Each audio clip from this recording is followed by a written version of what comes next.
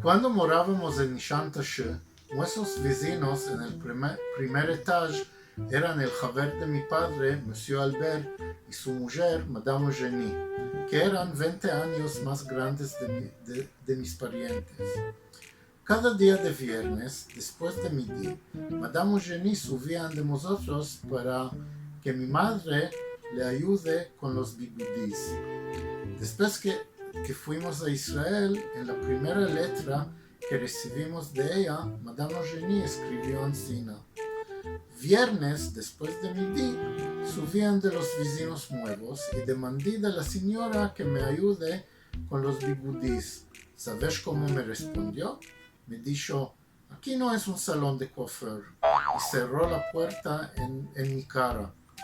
Meldimos esto y patladeímos de la risa. La frase, aquí no es un salón de coiffeur, se hizo una chaca de familia.